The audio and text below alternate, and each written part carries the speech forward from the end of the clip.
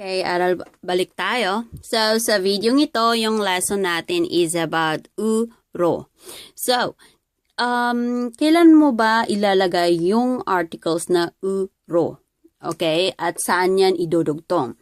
So, yung article na uro ay dinudugtong po siya sa word na what is it? Place. Halimbawa, yung word na nagtutukoy ng lugar. Okay? Bakit kamo? Kasi yung uro, ito pala, kung may patchim pala, may u siya, at kung walang patchim, ro na lang po ang ilalagay. So, ini-specify lang po dito, specify nito yung kung saan yung patutunguhan mo. Okay? So, yun po ang pinapahiwatig niya. So, tinatawag nila yung banghang. Banghang, it means direction. Kung saan ka papunta. Okay, let's see here. So, tingnan mo yung sa example here. 여기에서 오른쪽으로 가세요. It means here, from here, 오른쪽. It means yung right side. Sa right side ka pupunta. 가세요, it means go, di ba? So, from here, you go to the right side. Okay? 자, 오른쪽으로 가세요. 가세요. Okay, next is, so we have here, 아래. 아래, it means lower or down or under. Yun yung pagkaanan nito. So, kung baga, sa baba po. Under po siya, sa baba. Sa baba po kayo, 아래로 내려오세요. Yun yung 내려, it means down. Yung 오세요, it means, yung original word niya, di ba, udayan, it means come. Sabi niya, come to the, 여기는 내려오세요. Sabi niya, punta ka po sa baba. Parang ganon. Punta po sa baba. 아래로, it means 밑에 or, may word silang iba niyan. 아래 means 밑에. 밑에. Meet. It means under or baba kung sa atin pa nasalita. Sa baba. Sa 내려오다. So, come down. Ito po yung 내려오다, come down. Sa go, pupunta ka po sa baba. Ganun ang direction niya. Sa next is, 지금 어디로 가요? 자, 지금, now. 자, now, 어디로, where? Where do you go? Sabi niya, where do you go now? Sabi niya, saan ka ba pupunta? Sabi niya, 교실로. Yung lo, it means going to the, saan pupunta po? Classroom. Kasi yung 교실 is classroom yan. So, 교실로 가세요. Okay. So, 지금 어디로 가요? Sabi niya, saan ba ngayon pupunta? Sabi naman niya sa kasamahan siguro niya, going to the classroom. So, 교실로 가세요. Alright. So, next is, so we have here mga situational po. Baba po natin tong ating kamerang maganda. Kasi wala naman tayong okay, blurred po. Okay, blurred. Next, ito yung mga dito, direction siya. Sa 도서관이 어디에 있어요? Tinatanong niya, 도서관 means library.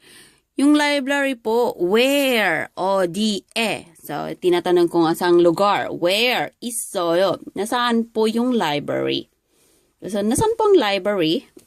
Library ng 도서관. So, maraming gamit yan. 도서관. Next, sa 5층으로 가세요. Ito yung O. It means fifth. Yung 층 ay nag-specify po yan ng floor. Okay? Yung 층 is yun yung ilang floor yun ang ibig sabihin. Floor.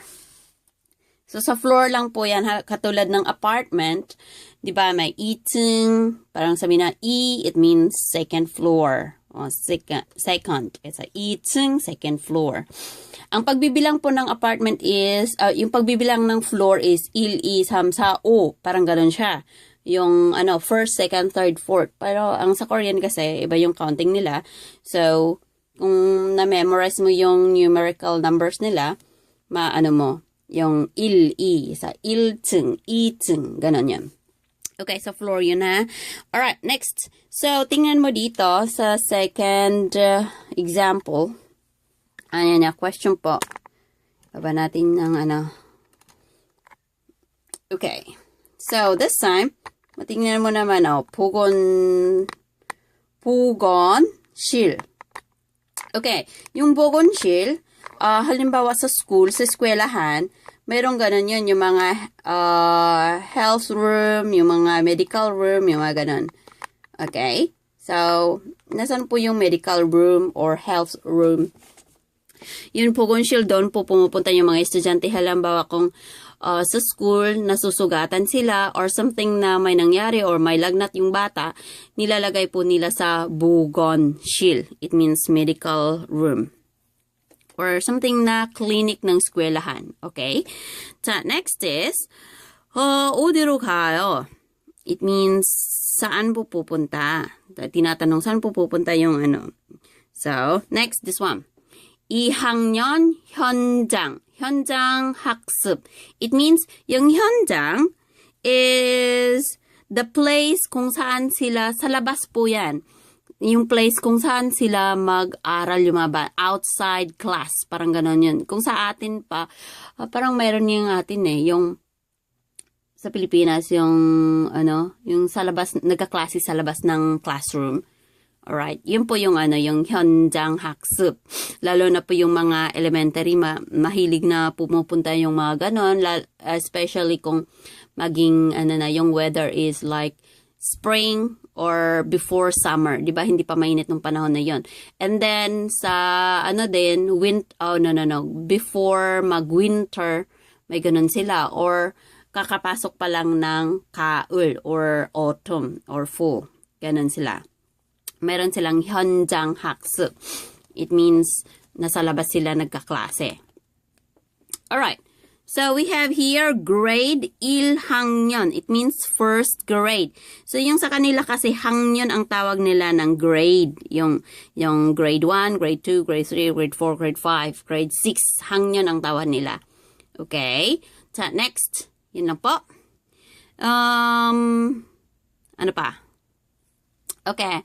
So, as long as naiintindihan niyo yung gamit ng ro, yun po ang importante. Kasi pag nalaman mo yung paano gagamitin yung ro, at least, magagamit mo na sa sentence. Okay? Sa mga paggagawa, pag may mga sinasabihan kang mga, bagay-bagay or something na ginagamit mo. Katulad ng sasabihin mong, I go home. So, 나는 집으로 가요. 자, home is, diba, 집 yun. 집으로 가요. So, go home yan. And then, 집으로 가요. Saan pa? Pupunta ka ng trabaho. 일하러 가요. 일하러 가요. Saan ka pupunta? Sa trabahoan po. Sabi na, 일하러 가요. Ano pa? Basta ilagay mo lang siya yung uro or kaya ro. Yung o pag mayroong patchim. Pag walang patchim, tanggalin mo yung o. Diba? At saka yung place plus ro or ro. Okay? So, yun lang po. Salamat sa mga nakikinig at nakikita. Tumitingin pala ng video ito. Thank you!